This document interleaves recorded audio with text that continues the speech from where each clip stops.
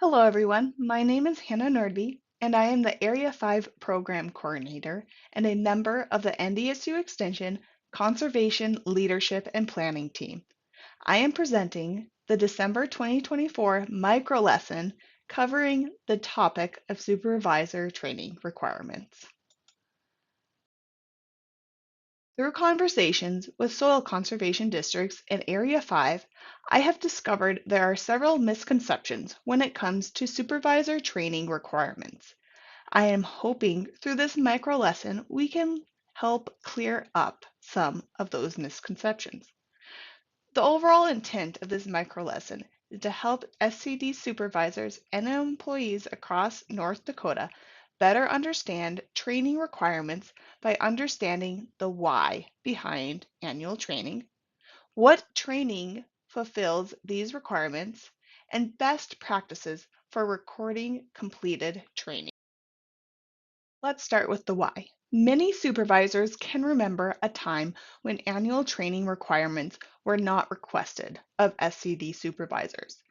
This changed in 2017 when the North Dakota legislature wrote into Century Code the expectation of SCD supervisors completing annual training. The exact verbiage is shown on the slide. The State Soil Conservation Committee was charged with the task of defining training expectations, delivering training, and tracking of training completion. NDSU Extension, through the State Program Coordinator and two Area Program Coordinators, assist the State Soil Conservation Committee in completing these responsibilities. Currently, as of November 22nd, 2024, I am recording this micro lesson, the yearly training requirements for supervisors are as read. New supervisors are expected to complete 2 training requirements. Think of a training requirement as a credit, okay? So 2 training requirements or 2 credits, and returning supervisors are expected to complete 1 training requirement or 1 credit. Now that we understand why trainings are required of supervisors, let's discuss what counts towards training. The SSCC and the Conservation Leadership and Planning Team realizes how busy SCD supervisors are and have tried to make training as accessible as possible. There are a variety of ways to meet the training requirement expectations. For supervisors that want to complete the training in a one and done fashion, they can choose from the following options. They can attend a Leadership Academy Level 1, 2, or 3 training. They can attend the North Dakota Association of Soil Conservation Districts Convention, normally held in November. They can also attend their area annual meeting or a pesticide certification training provided through their local extension office. While attending these in-person events are highly beneficial and encouraged of supervisors, it's often difficult to get away from work commitments. Another way supervisors can meet their training requirements is through what I call our mix and match option. Supervisors can choose a combination of 3 of the following options, including attending a local district training event, which encompasses workshops, pasture tours, and other educational events hosted by a soil conservation district, NDSU Extension, or another conservation partner, watching a conservation webinar, micro lesson, or short take, by attending the monthly coffee talk, open Q&A via Zoom, or listening to a More Than Dirt podcast episode. Each of these training requirements count as a third of a training requirement, and you would need to attend 3 of them to complete 1 training requirement in review. Micro lessons are unique in that they can be utilized in multiple ways to meet training expectations. One way to meet annual training expectations is for the entire SCD board to watch 4 of the 8 micro lessons during their monthly board meetings. This can be done by watching one micro lesson a month or by watching multiple lessons at a time.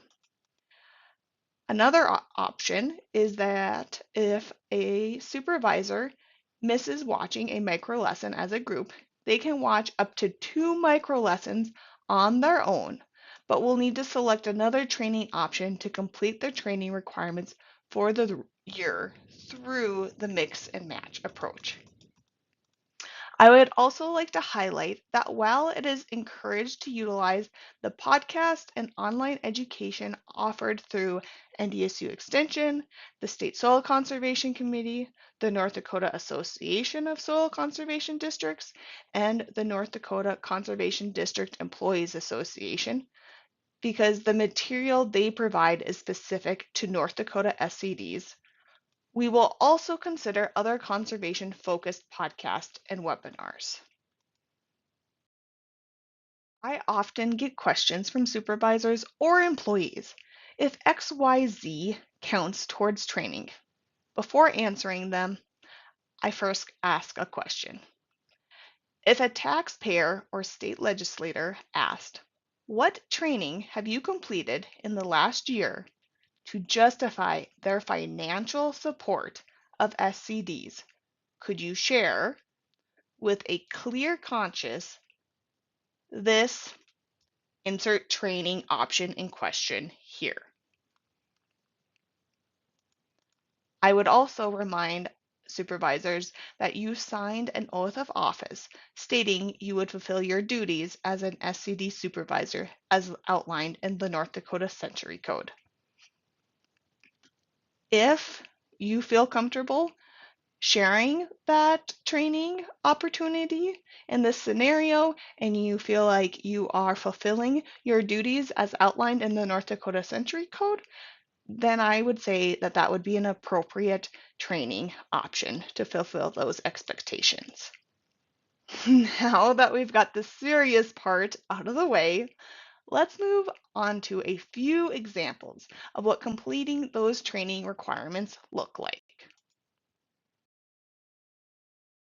We will quickly go through 3 examples of what training requirements look like for a newly elected supervisor and a returning and appointed supervisor. In this example, newly elected supervisor Hannah must complete 2 training requirements.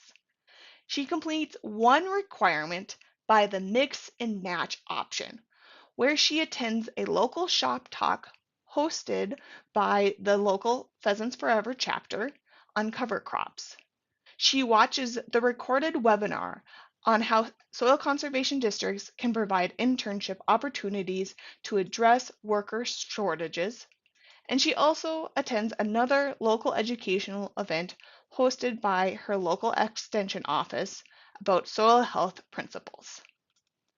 She completes her second training requirement using the one and done option by attending level 1 of the Leadership Academy, and she has completed her training for the year.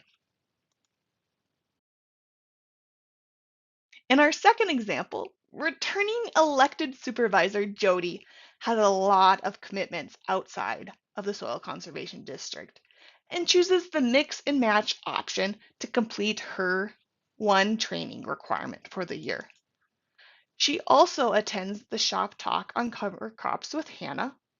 She listens to a More Than Dirt podcast episode while doing morning chores, and she attends a lead local workshop hosted by NDSU Extension to increase her confidence in leading meetings and addressing conflict.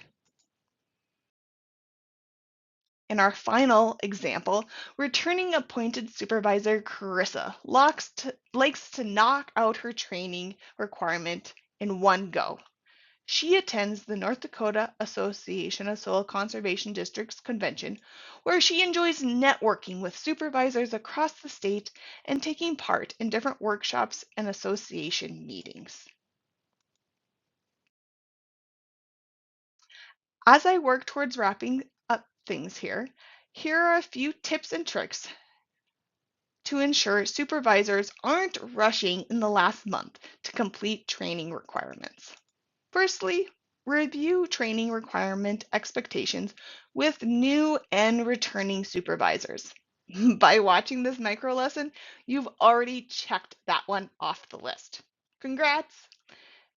Make sure to loop in any supervisor that is not in attendance. Secondly, keep a training tracking sheet in supervisors' binders or folders. This way, supervisors can write down trainings as they are completed, and employees don't have to run down this information. Finally, making training a board bonding experience is important. Watch and discuss micro lessons together. Share relevant podcasts or webinars with each other. Maybe invite each other and ride together to educational events. It's our choice to view training requirements as a chore or as an opportunity to grow as SCD leaders. If you do have any additional questions related to training requirements or would like to request a specific training be provided to your SCD, please reach out to our administrative assistant with the shown email. Or you can scan the QR code for the contact information of the current NDSU Extension Conservation and Leadership team. In closing, as a board, please take the time to talk through these questions shown. I have found it especially valuable when local supervisors can share their experiences related to the 2017 legislative session or sharing trainings that they have found especially useful. Of course, reach out if you have training topics you'd like to see covered. We want to ensure the trainings we are providing are relevant and useful to SCDs. Thank you so much for watching and have a great rest of your day.